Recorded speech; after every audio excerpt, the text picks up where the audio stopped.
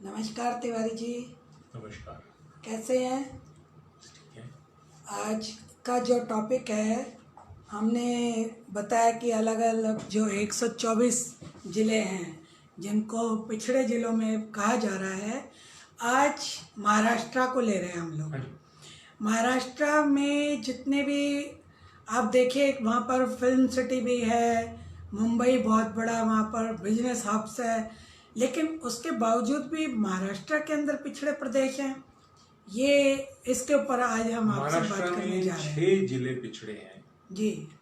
और उसमें 63 ब्लॉक आते हैं। जी इनफैक्ट महाराष्ट्र में ही विदर्भ में किसानों की आत्महत्याएं बहुत हुई हैं, जी अगर आप लोगों ने ध्यान दिया होगा। जी फिर वो एक अलग विषय है।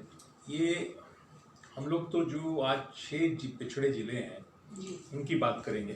जी। पहला जिला गढ़चिरौली है। यहाँ पे अच्छा। गढ़चिरौली के 12 ब्लॉक हैं। जी दूसरा जिला हम लोग जलगांव लेंगे, उसके 15 ब्लॉक हैं।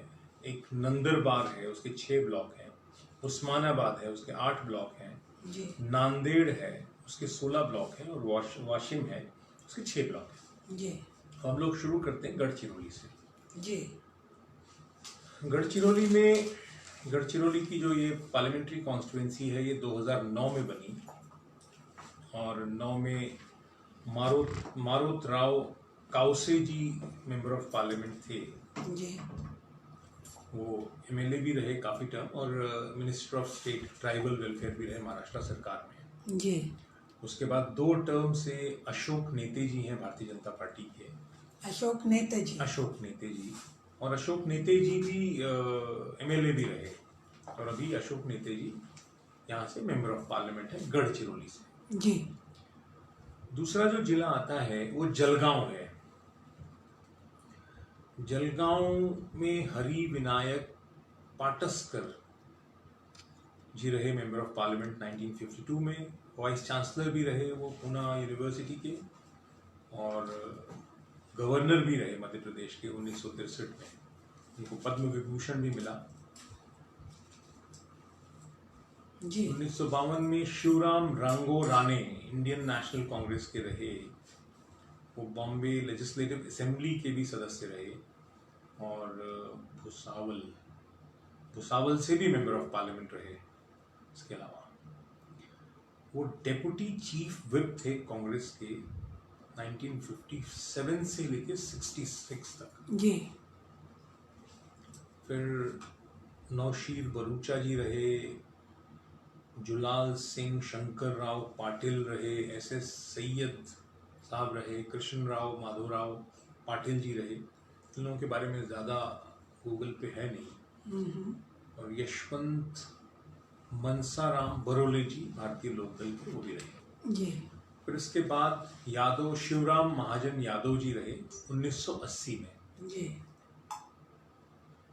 वो बुल्धाना कॉन्स्टिट्यूएंसी से भी महाराष्ट्र में 70 में इलेक्ट हुए थे। जी। चार टर्म उन्होंने जो है 5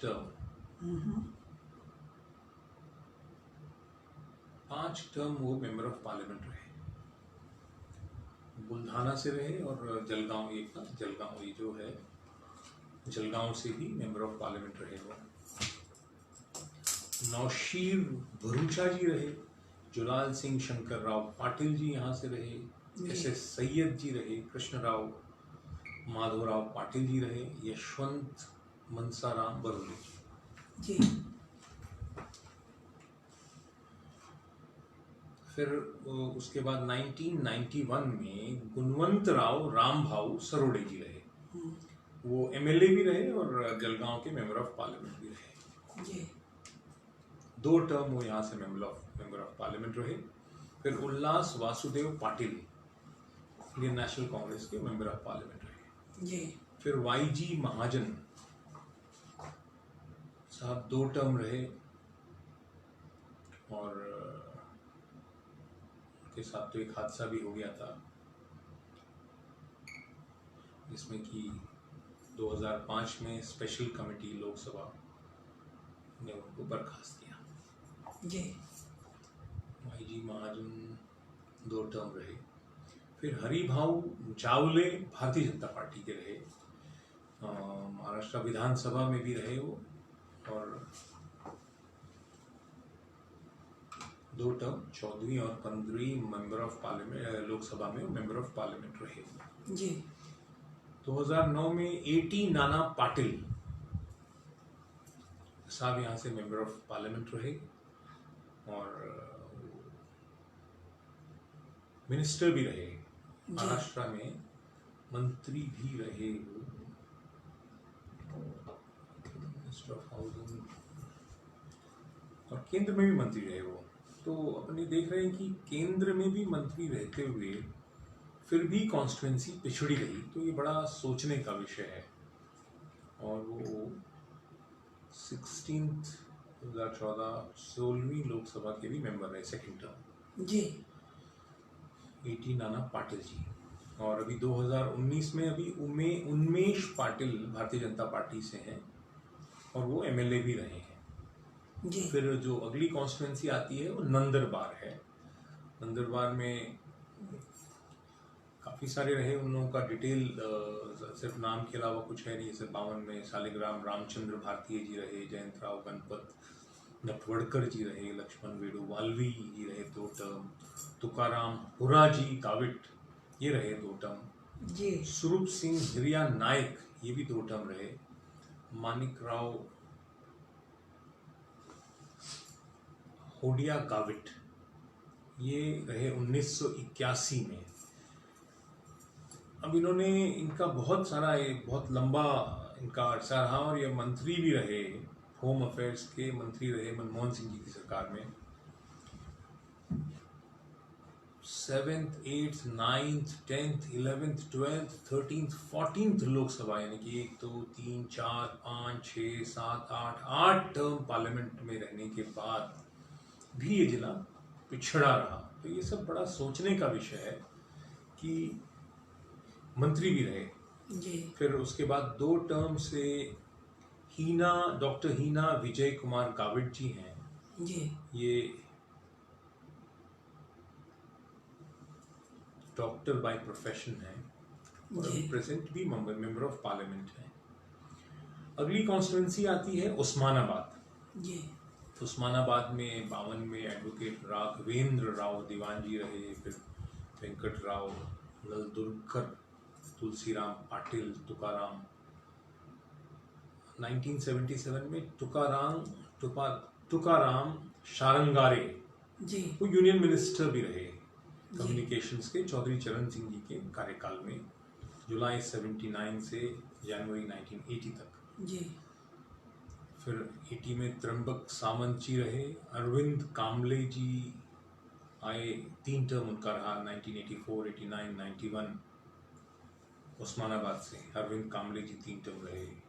फिर शिवाजी कामले जी शिवसेना से रहे, अरविंद कामले पुनः 98 में एक और बार मेंबर ऑफ पार्लियामेंट बने। फिर शिवाजी कामले दोबारा बने शिवसेना के। फिर 2004 में कल्पना नरिहरे बने। 2009 में पद्म सिन्हा पाटिल एनसीपी के बने, ये एमएलए 8 टर्म रहे, और इनकी जो पत्नी है वो अजीत पवार जी की वाइफ है। ये स्वयं मंत्री रहे महाराष्ट्र सरकार में, 20 साल तक मंत्री रहे, डेप्यूटी स्पीकर रहे महाराष्ट्र विधानसभा के, डेप्यूटी अपोजिशन लीडर भी रहे, और एनसीपी के प्रदेश के अध्यक्ष भी रहे। 2014 में रविंद्र गायकवाड़ जी शिवसेना से बने। अच्छा। हाँ, तो ये 2 टर्म एमएलए भी उस्मानाबाद कॉन्स्टिट्यूंसी से रहे। जी। और 2019 में ओम प्रकाश राजेन इम्बलकर शिवसेना से जी। मेंबर ऑफ पार्लियामेंट बने, ये पहले एमएलए भी रहे उस्मानाबाद से। जी। अगली जो कॉन्स्टिट्यूंसी है वो नांदेड़ है। जी। नांदेड़ में 52 में शंकर राव तेलकीकर, और 52 में फिर देवराव जी 2 टर्म, 57 में हरिहर राव सोनुले जी 62 में, इनकी ऊपर वालों के बारे में ज़्यादा जानकारी नहीं है, तुलसीदास जादव, ये सब रिसर्च के हमारे बच्चे करेंगे, हम तो उनको एक बेसिक नोट तैयार करके दे रहे हैं। तुलसीदास जादव जी फ्रीडम फाइटर रहे और ये member of Bombay legislative council के भी सदस्य रहे जी। और इनकी पुत्री का विवाह बाबा साहब भोसले जी से हुआ, वो जो बाद में महाराष्ट्र के मुख्यमंत्री भी बने। इनके दामाद तुलसीदास जादव जी के दामाद मुख्यमंत्री बने।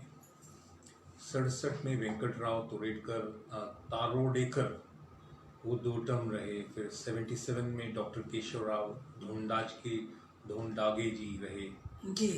फिर 80 में एक बड़ा चेहरा यहाँ पे आता है इस कॉन्स्टिट्यूएंसी में, नांदेड़ से जी। 1980 में शंकर राव चौहान साहब जी मेंबर ऑफ पार्लियामेंट बने और वो 2 टर्म बने, 80 और 84। केंद्र में मंत्री भी रहे, फाइनेंस मिनिस्टर रहे, वो होम मिनिस्टर भी रहे और प्रदेश के मुख्यमंत्री भी रहे।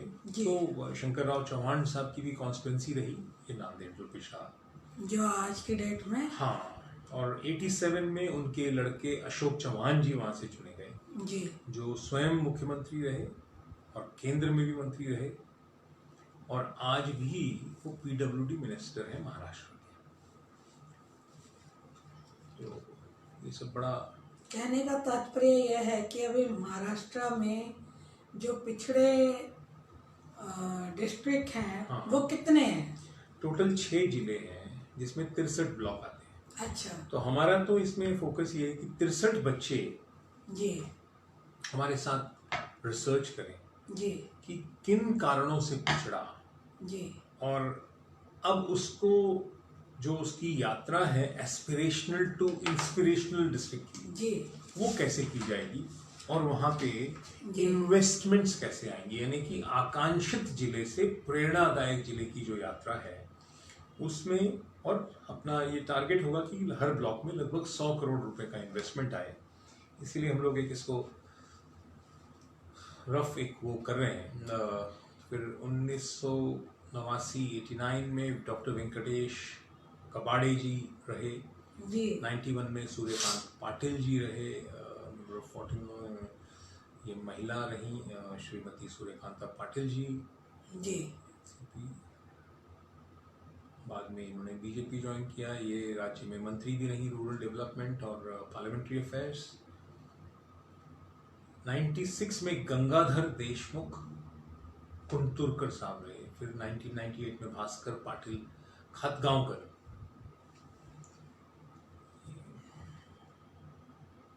एमएलए भी रहे। ये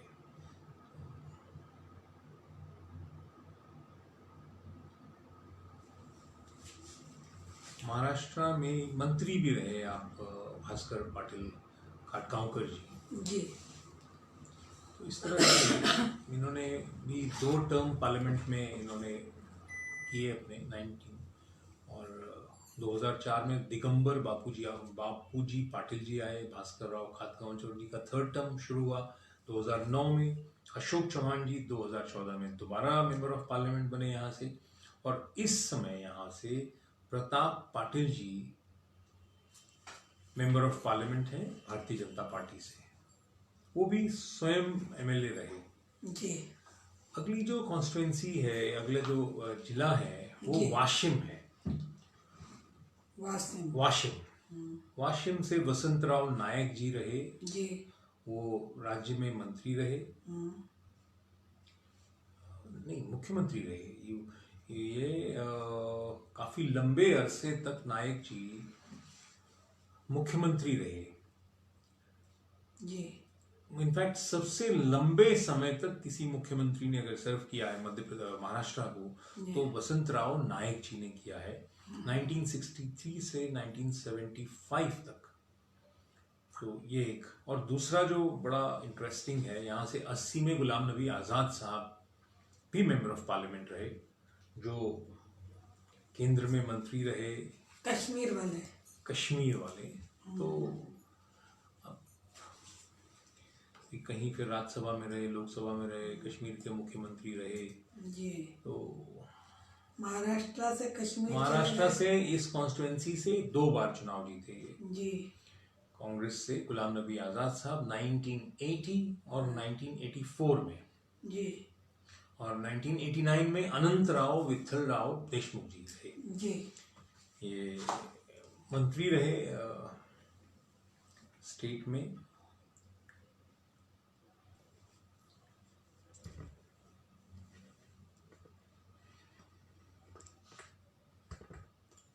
जी। 2 टर्म अनंतराव विठ्ठलराव देशमुख जी का भी यहाँ से रहा, वाशिम से। और इनका बताते हैं कि विदर्भ में, वाशिम में, यवतमाल में, अकोला में, बुल्धाना, अमरावती में इनका काफ़ी होल्ड रहा। जी।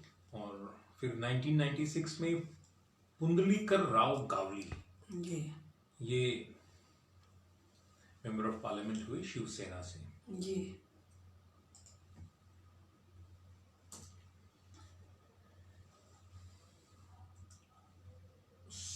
In 1998 में सुधाकर राव नायक जी यहाँ से मेंबर ऑफ पार्लियामेंट हुए। वो एमएलए भी रहे, 5 बार एमएलए रहे वो।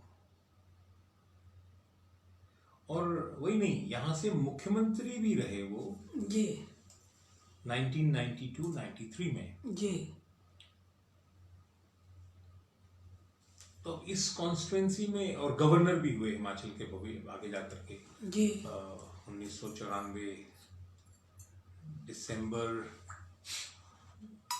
जो 30 जुलाई 1994 से 17 सितंबर 1995 तक हिमाचल प्रदेश के गवर्नर भी रहे थे। यानी कि 2 मुख्यमंत्री इस कॉन्स्टिट्यूएंसी से रहे। जी।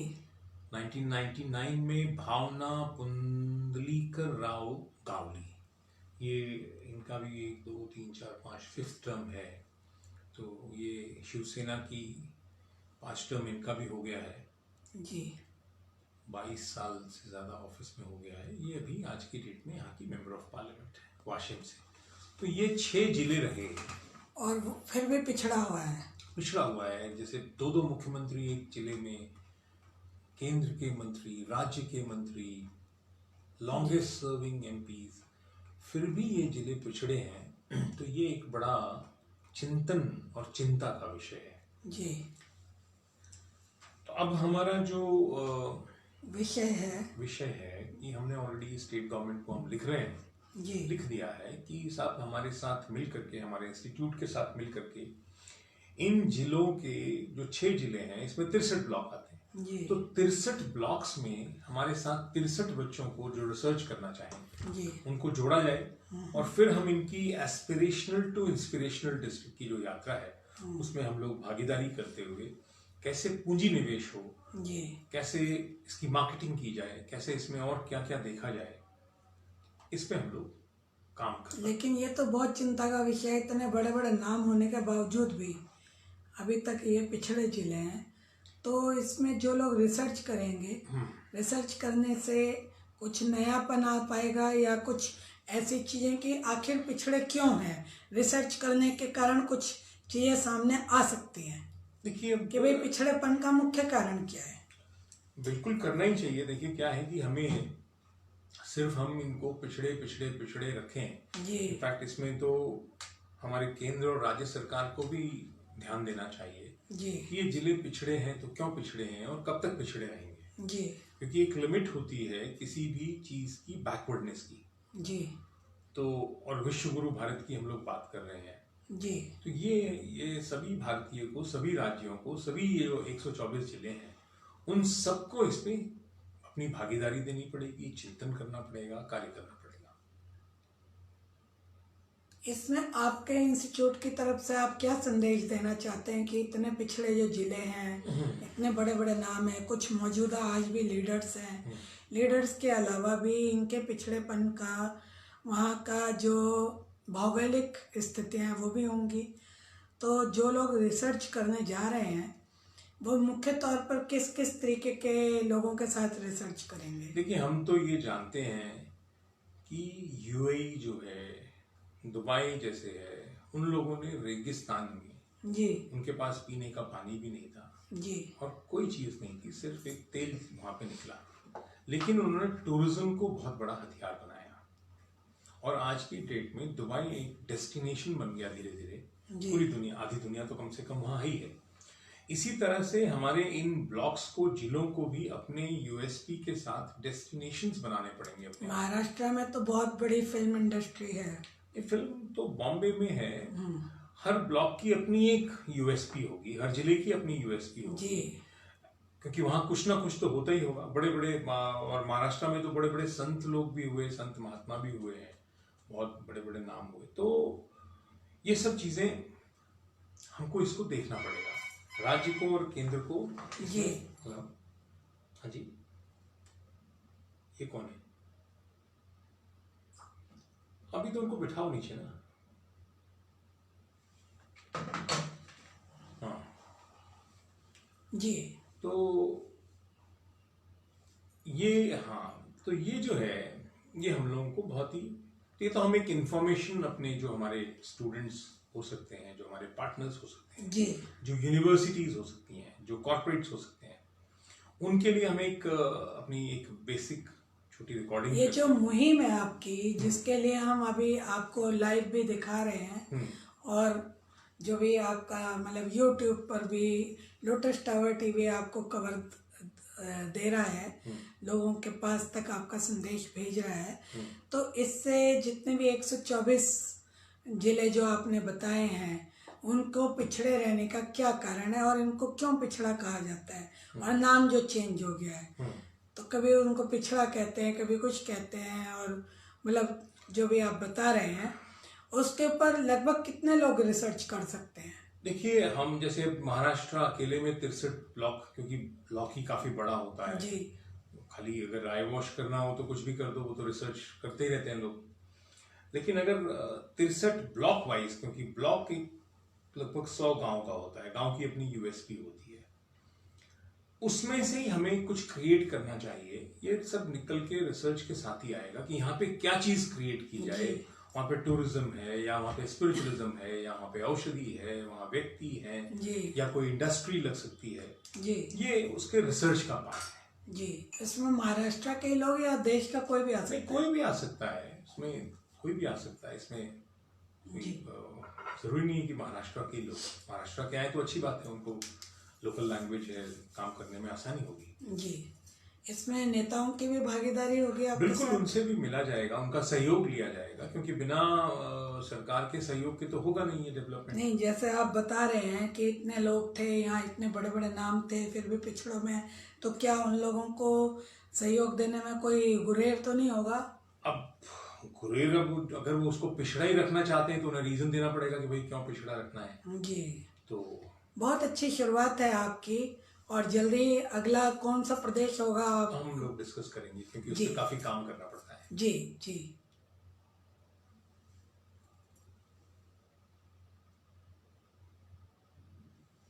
बहुत बहुत धन्यवाद आपका तिवारी जी। Thank you. और आप हमारे साथ जुड़े, अगले विषय के साथ जल्दी आपका समय लेकर हम मिलते हैं।